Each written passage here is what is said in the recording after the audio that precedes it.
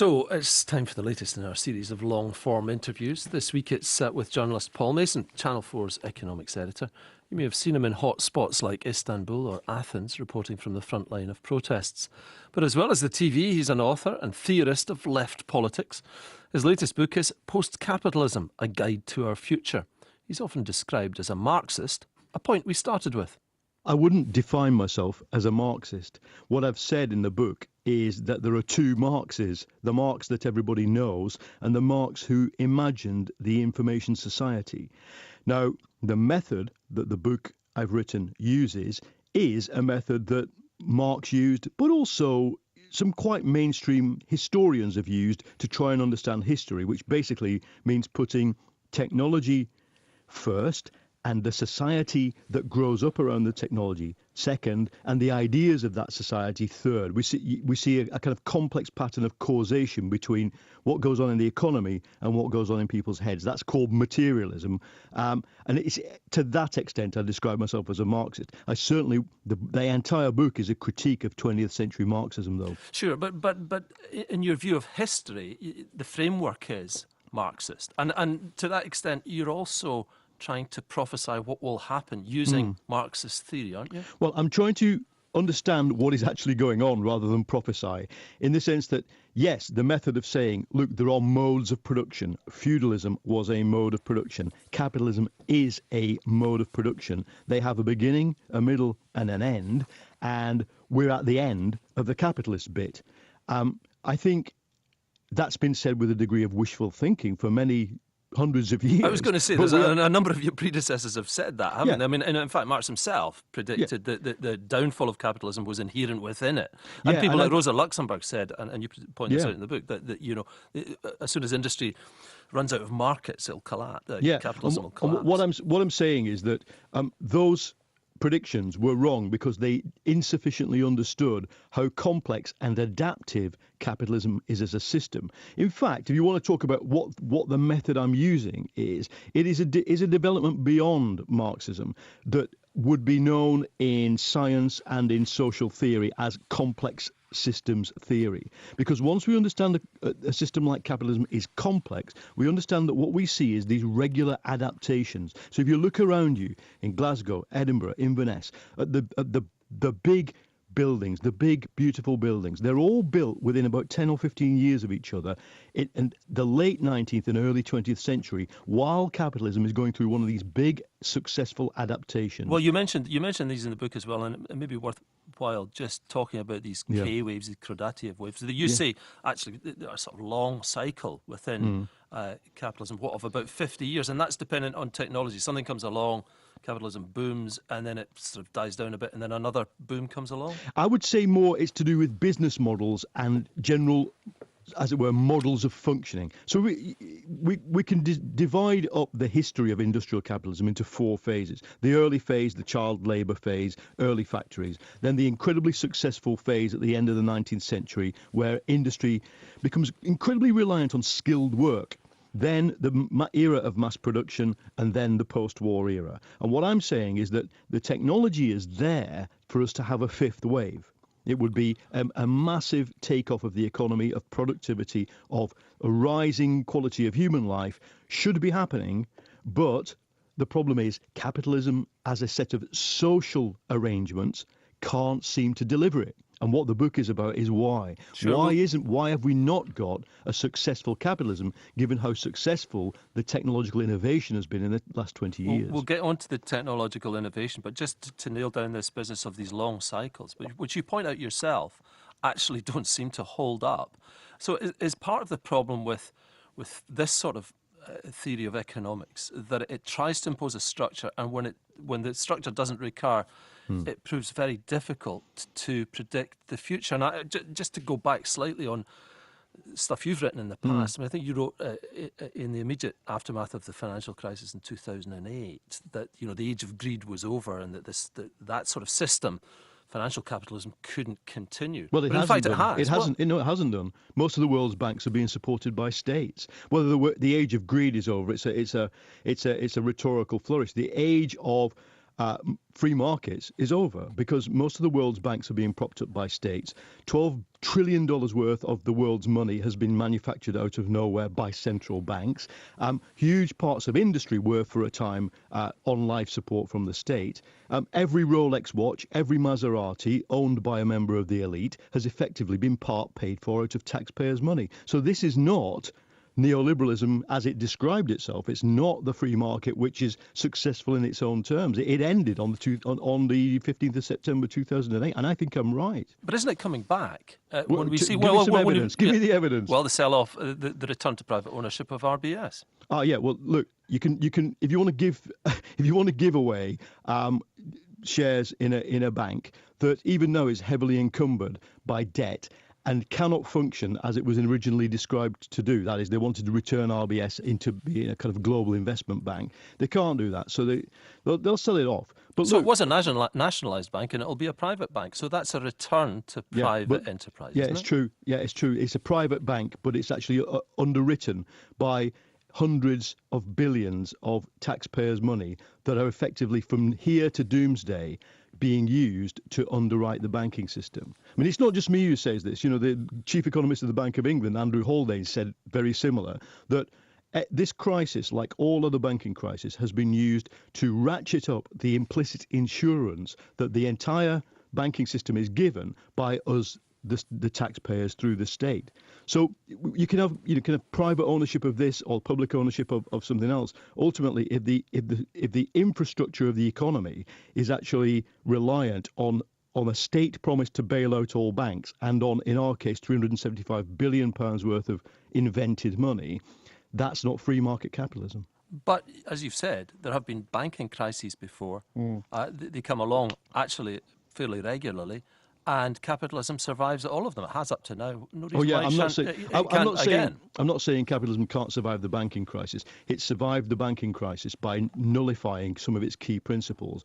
And what we've been left with is an economy, not just in Britain, but on a global scale, where even quite mainstream voices, and I accept I'm not a mainstream voice, but mainstream voices are now very worried about a 50-year stagnation. That is not just a 10-year sort of depression while we work out the debts and pay down the debts. People are now worried that capitalism never recovers its vibrancy at all. Now, I think there is a rational part to that, but I'm actually very hopeful that technology can do something about that. But in other words, the banking crisis was a signal that our expectations of what was coming were wrong. We expanded the money supply in the world by 3 times over in 10 years. We didn't expand the economy 3 times in 10 years. And what the 2008 crisis did is that's the world, that's capitalism telling us you're wrong. The optimism about the future returns is over-optimistic. Yeah, but the creation of that money supply was not printing money. It wasn't currency out there. It was money that was invented in order to boost the stocks, the reserves of those banks. So actually, it never got out into the economy, and that's why we don't have inflation, isn't it? Well, I think you might be. We could unpack that assertion there, Bill. I mean, I think what I would say is that the money that was printed was used in order to stimulate the stock market, the housing market, and the commodities market. That's what it's actually done. Now, I think it's been successful in doing that. That is, if you've got the patient on the table, they've just had a heart attack. If you jolt them back to life and then put a massive drip in their arm, they hopefully survive. So that's what happened in 2008, and the massive drip is the money. But the question facing, and it's not just what me and my book and my critique of free market capitalism. It's the question facing every finance minister in the world, George Osborne, Wolfgang Schäuble, etc. Is where does growth come from in a situation where you've got these huge overhanging debts, where you have to press forever down on public spending, and where you have to press quite heavily down on wages in order for capitalism even just to potter along nicely. Where's growth going to come from? Yeah, what I do in the book is I say actually that's a more strategic question than anybody realizes, right? Because information is removing from the sphere of the market huge chunks of human activity. But getting back to the idea of prediction, of whether these theories can predict what's going to happen, In 2012, I think it was, you were saying why it's all kicking off everywhere. But in fact, it did then, but it seems to have stopped. Well, if you look at one of the case studies I followed in the book, 2011, why it's kicking off everywhere, Greece, I was there covering for the BBC, actually, the riots and the social unrest on a scale that I think it surprised even Jeremy Paxman. There was a famous moment where Jeremy nearly fell off his seat when I explained that the whole of the city had been in an uprising against the government in Athens. But then what happened? 1 year later, the left managed to lose the election because it didn't want to win yet. And then 2 years after that, we get January 2015, the first far-left government in modern history. So I didn't say in the book that the kicking off would always remain at the level of rioting. I explained, in fact, that a movement had been born, a very perceptive movement of a new kind of political activist that understood that the point is not necessarily to gain power or to form parties, become prime minister, but to actually to grasp hold of, to create a counterpower within society so that you can negotiate this long period that we're going to have to negotiate where this failing system is going to have to be replaced. But, Greece, I'd stand by from 2011 to 2015, more or less what I said would happen, happened. Okay. Well, we'll talk specifically, if we've got time, I certainly hope we will, about matters like Greece and other current affairs that are happening. But I've kept you long enough from the substance of your book, Post-Capitalism, A Guide to Our Future. Now, as I understand it, reading it, very interesting, you talk a lot about the differences that have been wrought in the economy and in all our lives by technology, the sort of super phones that we have, the computers that we carry around in our pocket, and the sort of peer-to-peer sharing of information and files and entertainment and all the rest of it, which is bypassing corporations. Is that a fair summation of what you're saying? That's a symptom of a more fundamental thing that's going on, which that if something is free to reproduce, sooner or later its price is going to be zero. That's the book summed up in a single sentence. And information goods are not like other goods. Information goods can be copied and reproduced almost without extra cost. The only cost is of storing the thing somewhere in reality. Now, one way I was very taken by a line you had there, which is to say Apple's mission statement, properly expressed, is to prevent the abundance of music. Because it can be reproduced for nothing, but they want to get 99 pence for every track. Music is abundant. Digital music is abundant. And remember, this is new in the world. I mean, 115 years ago, we only had vinyl discs. And then in the last 10 years, we're able to copy and paste music digitally, and this has to change the economics of at least music. But of course, even during the time of writing the book, 3 or 4 years of researching, writing, and editing the book, Apple's position, which it carved out, an utterly dominant position in digital music, has begun to be eroded by people offering the music for rent. So basically, you just like on Spotify or Deezer, you pay a flat fee and then you get access to all the music. Now, somebody's done a really ingenious calculation, actually, about how many plays would a band need to get to earn the minimum wage on iTunes or on Spotify. And on iTunes, it's just over 1,000. On Spotify, it's over 1 million. So what that tells you is that the price of each track on Spotify is several orders of magnitude lower than the price of the track on iTunes. And so what I say in the book is that these monopolies that are formed around information, Apple, Google, Facebook, are as doomed as MySpace, Alta Vista. Anybody remembers that? Yeah. You remember Motorola, Ericsson, Sony Ericsson cell phones? Do you remember those? Blackberries, they had a monopoly once. The information monopolies are really hard to defend, and my hunch is, economic theory agrees with me, they can't survive. But don't they? And isn't this the strength of capitalism, as some people would see it, that actually it mutates, it finds a new way? And you mentioned Google, and one of the interesting things, and you point out in your book, is that actually open source software means that they are able to use open source software, which is very good, not Linux, but things like Android, and to improve their product and make it better Yeah. than proprietary software, Yeah. but they still are able to make money. Well, yeah, and I mean, Google is an amazing company, and we ought to study it. Google, as you say, has, together with Samsung, who make who as it were, promote the Android system on cell phones. They've now got 60 or 70% of the world market with a product that nobody can own because the Android system is open source. That's good. I mean, I once interviewed the boss of Google, Larry Page, and asked him what was his ultimate ambition, and he said, "Well, I'd like to invent a machine that knows everything." What I'd say is to him and to Google is that you're not going to have a machine that knows everything until all the knowledge sitting inside Google in its HQ is as open source and accessible by everybody as the Android system is. So, I even think Google's recent restructuring, your listeners may or may not know that Google recently broke itself up into several divisions. Even that tends to support my prediction, if you want, about a firm like Google, that its share price is not justified by the level of growth it's actually going to be able to achieve because the information is going to end up being free. But it's interesting when you talk about free, and I noticed there was a piece in the Financial Times that said actually if a product is free, you're not the consumer, you are the product.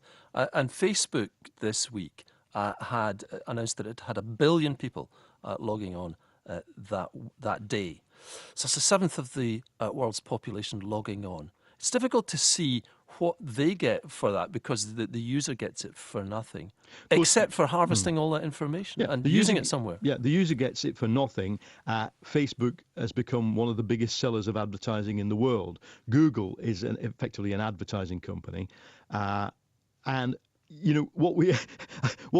I once worked for a paper-based publishing empire that was in its time seen as a giant of the European economy, whose entire business model was based on selling advertising, and it's now kaput because selling advertising is all very well, but advertising, especially digital advertising, it's the same dynamic. It's the old hippie saying from the 1960s. Information wants to be free is a profound philosophical and economic thought. Information actually functions best when it is free. So what I'm saying is Facebook, Google, Apple, you name them, carry on building them. If you build these why these monopolies exist is to defend prices in sectors where prices would naturally fall towards zero. Once they even weaken their grip, what happens is not that price falls to 50% of what it used to be. It often falls very, very close to zero, like the actual functional price of a Spotify track. The functional earnings from Spotify of, say, a signed-up band to a record label are so minuscule per track that this zero dynamic that I talk about in the book is clearly observable. And of course, what I'm saying, the revolutionary bit of what I'm saying is that information is physical. The information that we're talking about when we talk about e-books or music is only the top layer of a reality that is increasingly information. Much of an aircraft is information. Yeah, you talk about the plan of a turbofan and all that. One of the interesting things I thought was in this is a good example is Wikipedia, which is a free encyclopedia. And despite what people say, the sneers that are directed towards it is actually very useful and very good. And it's partly because there are so many different people editing it for nothing. My question really is why, nobody's making money out of that. And the people who are losing money are presumably people who would want to write an encyclopedia and sell it, because you can't, because it's free, because Wikipedia already does it. But why are all these people doing all of that work for nothing and making it available for nothing? I think because we have a very intrinsic human desire for well-being, for social well-being, that is often referred to as in primitive societies as a gift economy. So that there are in primitive societies, or even societies that were discovered in the Andaman Islands in the 19th century, anthropologists often found that people were irrationally giving away things. Because what they expected was that at a certain point someone else would irrationally give them something back. Now, I think Wikipedia is a very, very good example of the gift economy. People who put stuff into it want to do so because they want, first of all, they want things to be true. if they're an expert on whatever, let's do, whatever subject you could pick out of your head, and they go on Wikipedia and they say, okay, well that's not bad, but I actually know more than that. And what's more, I've read loads of out of print books that are sitting on my shelf that nobody can read online because they can't read them online. I'm going to write a bit extra here that well referenced and well argued that shows that adds to human knowledge. And what do we get back out of that? When we go on to another subject that we know nothing about, we are more certain that Wikipedia page is going to be right than we would be if we hadn't ourselves experienced this act of giving for free stuff. So how does all of that translate into how you think capitalism will be changed, post-capitalism will happen? How will it change the inequalities, the way that the real world economy works? Because, I mean, you say eventually, that Chinese workers aren't just drones in a factory. They've got their smartphones too, and they're checking up on what other people are being paid and all of that. But how does that make post-capitalism happen? Okay, I mean, a good way of explaining it would be if you were to draw all the things you just talked about, inequality, injustice, exploitation, on a big piece of blotting paper, and then dip one corner of it into water, that it would simply disappear. What information does, what free information does, what the gift and the true sharing economy does, it just dissolves the injustice. Because you can have inequality in, say, housing, but if housing were free, okay, you'd still have sort of you'd still have the sort of muscle memory of inequality surviving. But if you made all housing free, then there'd be very little inequality in housing. Likewise, if you made access to all information free, see, what is the inequality? What do you, when you're researching something? Some of your listeners may be academics, but they will know that a huge amount of capitalist sort of expertise is currently deployed in keeping journal articles written by academics from being read by anybody. Because what you have to do is pay some ludicrous fee per article, unless you are, of course, signed up at an equally ludicrous fee to the journal that it has been written for. Meanwhile, a whole sub-economy in academia has been created whereby you don't get a job, you don't keep a job, unless you keep cranking out articles for these magazines. Which no one can read. Which you can only read if you pay an exorbitant fee or if your institution is signed up to it. Okay, at a stroke, we could probably free up the knowledge of the world quite significantly by making it all free. No, of course, you could still pay people for it, so it might not be completely free, but what you would not be trying to do would be to put knowledge behind a walled garden that nobody can see over the wall. And that, I argue, this is economically dysfunctional. It's dysfunctional for science. A lot of academics sneakily put their own academic papers on their own websites. About 15% of all academic papers are unofficially available through things like academia.com or what's it called, Scribd, where you can upload a PDF file of stuff. So people are trying to work their way around it. And what do people doing when they do that? They're saying, effectively, look, I've done this research. I want the world to read it. I don't want somebody paying $99 a page for this research. So it's the idea of, your question was about, the ultimate question is how do we progress towards post-capitalism? Well, we bring more and more of the economy out of the market sphere and into the abundance sphere. And I think that is doable. And do you think that's a process that's inevitable, briefly? No, I don't. No, I mean, it's not inevitable because the elite of the world are completely opposed to it. There are entire armies of riot police, surveillance, secret service, drones, listening poised to defend the system against a radical transformation. Although you say that the 1% are actually pretty unhappy behind their hedges and all that, and actually they want to be set free, and the 99% will do it. Yeah, they are. I do think, as I'm incredibly privileged as a journalist to be able to inhabit both the world of the Turkish rioter and the world of the CEO. And what I observe in the world of the CEO and the super rich is not that they're unhappy, no, because having a lot of money and no worries causes you to be quite happy. But it's just that the myth is that if they can just be more special, be more different, study more, get better grades, that they will in some way achieve the ultimate breakthrough. But they're on a rise, they're on a treadmill whose kind of angle is rising, faster and faster, because what you're trying to do, of course, there'll always be successful entrepreneurs, there'll always be innovative geniuses in business, in technology, but what those people are up against is an economy that's just making it harder and harder to progress in that way. And I do think the vast majority of people in the elite, when apart from the ones who would just quite happily unleash their Doberman pinchers and their security guards on you, are thinking people who are worried about the non-appearance of a fifth wave of capitalism or a third industrial revolution, the non-appearance of wealth for ordinary people. I do believe they worry about that, and up to now, they've been looking in the wrong place for the answer, because they just keep burrowing into the sort of second-hand clothes shop that is neoliberal ideology, and there's nothing in there that of much use, I would argue. Okay. Well, I did say we try and rattle through some current events as well. But thank you for talking about your book at such length. So just some of the burning issues, and you've referred to Greece. Let's just start there, if we can. What do you think went wrong for Syriza and your friend Yanis Varoufakis? Well, I think that those are two different questions, because Varoufakis was a latecomer to Syriza, and he's now not really collaborating with it. But what went wrong for Syriza, the far-left party in Greece, is that it didn't understand how brutal and coercive the Eurozone was going to be. And I know this because I talked to them at every stage, and I said, look, what if they smash you? What if they, hold your head under the water until you can't breathe?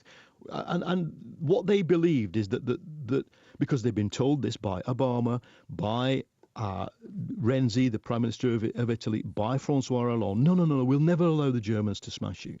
And the Germans smashed them. So you've got basically the Germans plus the Finns plus the Lithuanians, etc., decided that they would rather break up this currency than see one country run it in a socially just way. And I think there'll be many people across Europe wondering what that means for them. Okay. What about migration? Because that's a big issue at the moment. Thousands of people have died trying to cross the Mediterranean. People have died in the back of a refrigerated lorry coming from Syria. What should be the response of Europe to mass migration, mass attempts at migration? Well, look, my book is not about about the current policies on things like migration. And what I would say, however, is that the world economy is facing a series of shocks that we're going to have to get the actual economic bit in working, because the non-economic shocks are so big that if we go into them with a rubbish economic model, we're going to face chaos. And the current wave of migration across the Mediterranean is a good example of that. Many of the economies that people are heading for are economies that actually need young people. Now, we shouldn't know. The UN, has a series of rules and charters. There's the Geneva Convention. Nobody should make policy on refugees and migrants on an economic basis alone. But it actually so happens that were, in a socially acceptable way, a number of younger people from the global south able to live in the aging populations of the north, that would help solve one big problem that we have, which is paying for people in old age, pensions and healthcare. Now, it's not just me who says that. The OECD, this very influential think tank in Paris that is supported by most developed governments, says exactly that there's got to be something like 90 to 120 million people absorbed by America, Europe, and the northern world, as it were. Now, the problem, of course, is the legitimacy issue, because in Britain, we've got a migration model that I don't think anybody is very happy with. Employers constantly tell me they need high-skilled people from all over the world, like Indian mathematicians or incredibly talented Kenyan bankers or whatever. And they can't get them to work in the UK for them, because all they can get are people from Eastern Europe who can come here as of right. So you've got then you've got the 4 million votes for UKIP, in nearly 4 million votes for UKIP, basically as a response to people feeling there is an element of social injustice to them, that so many people from Eastern Europe can turn up and get, as of right, access to a very redistributive and generous welfare state.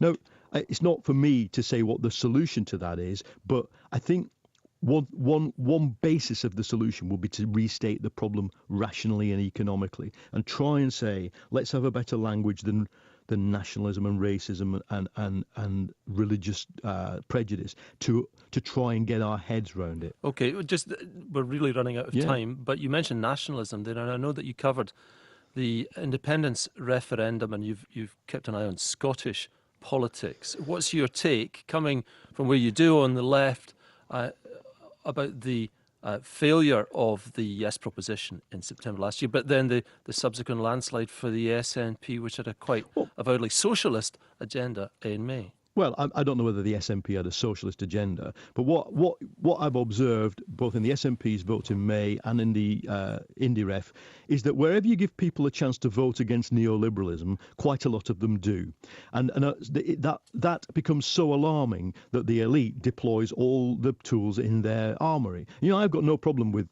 people in the No campaign. I covered and still cover that as an independent and an impartial observer, but as an impartial observer, I'd say that the whole mechanism of the British elite state was deployed to try and scare people about the IndieRef. So, okay, on that occasion, Yes lost, and then you got the blowback in the general election.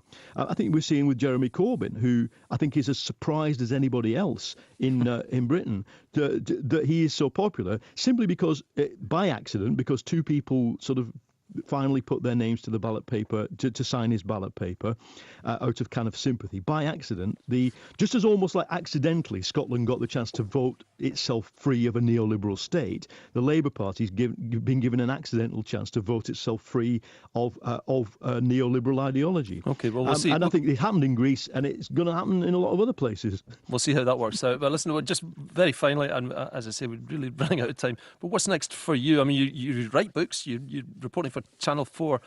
I mean, what's in the future for you? In the future for me is this month the Greek election, and we'll see what happens with Labour, because I think there will be a whole can of worms for us journalists to cover if Corbyn does win.